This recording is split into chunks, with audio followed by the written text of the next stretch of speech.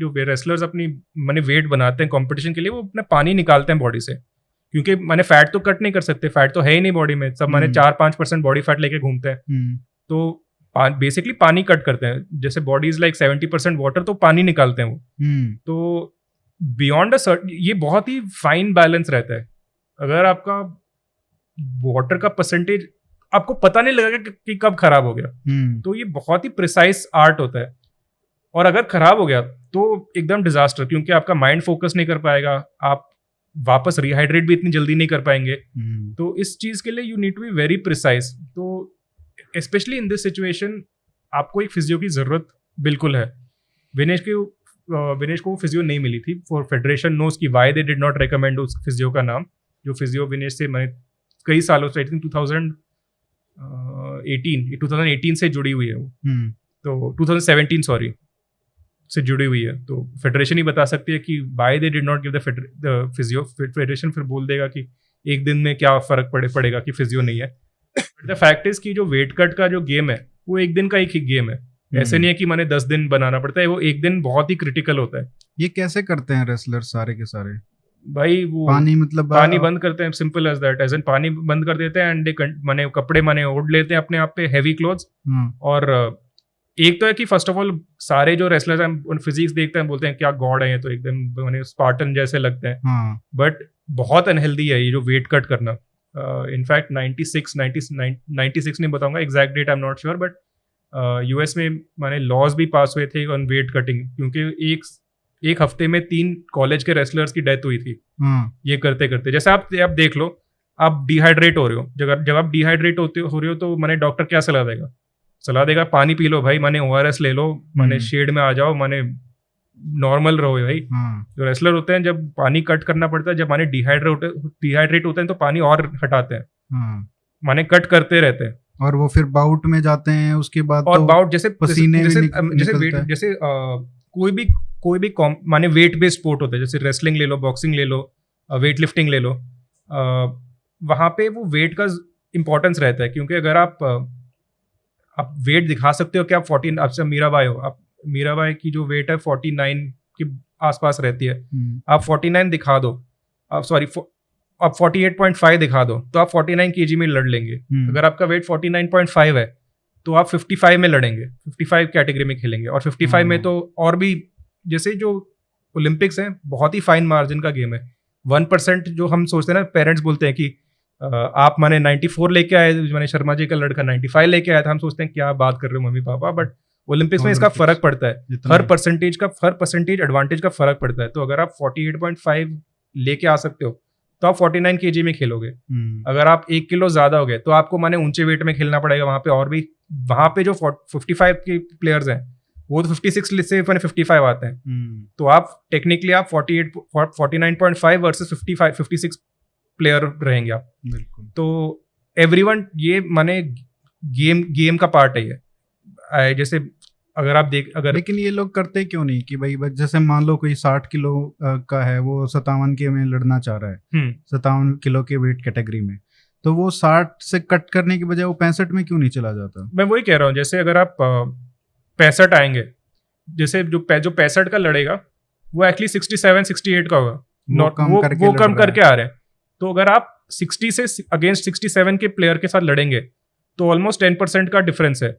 जो माने जो 6 किलो का फर्क है, ये हमारी जब मोटापा का माने फैट 6 किलो फैट की बात नहीं है, ये 6 किलो मसल एंड बोन का होता है।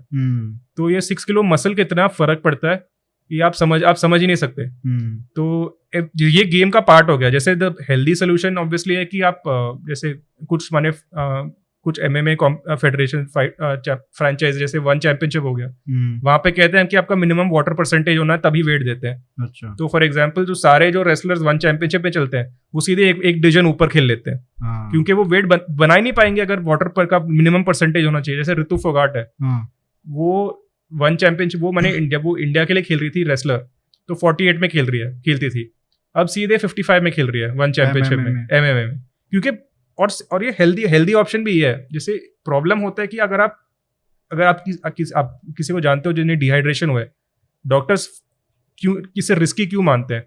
बिकॉज सीधे किडनीज पे अफेक्ट होता है। जैसे अगर लगातार ये करते रहो, एक बार ही तो माने ठीक है, अब बॉडी संभाल भी लेगी, बॉडी मिराक्युलस चीज़ है।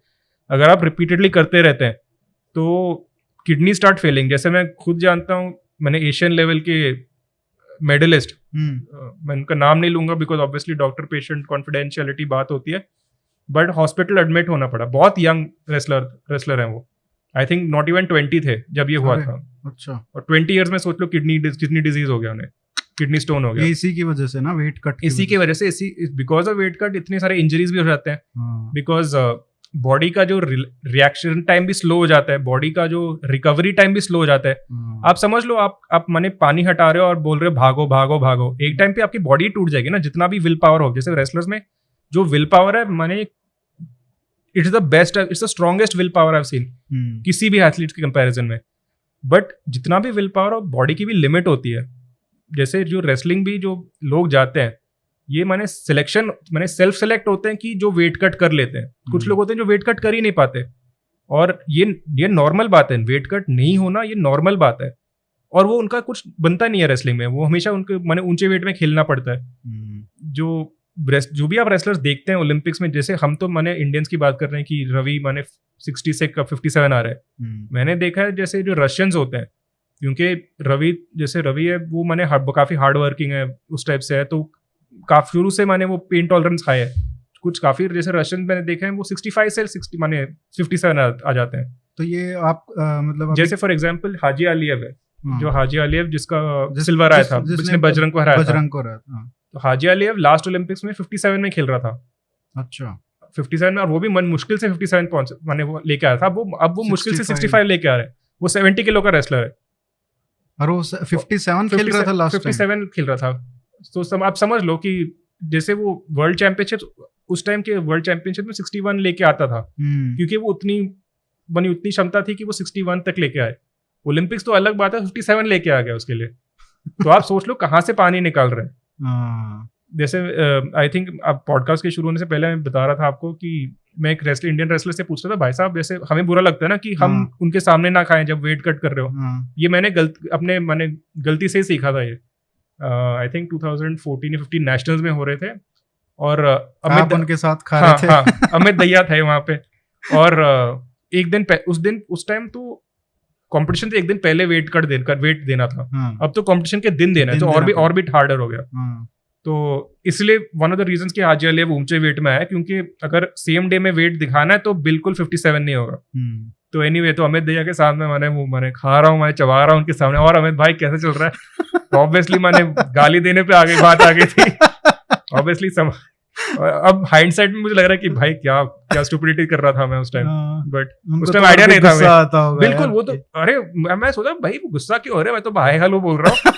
आप तो नॉर्मली बहुत फनी माने बहुत फ्रेंडली आदमी है, आज क्या हो गया आपको। तो बस यही हो गया था कि जैसे वो एड देखा ना, वो धोनी वाला स्निकर्स वाला, कि हंगर मेक्स यू पागल, ऐसे लिटरली कैप्टन कूल। हाँ, वही बात है, वही बात हो जाती है।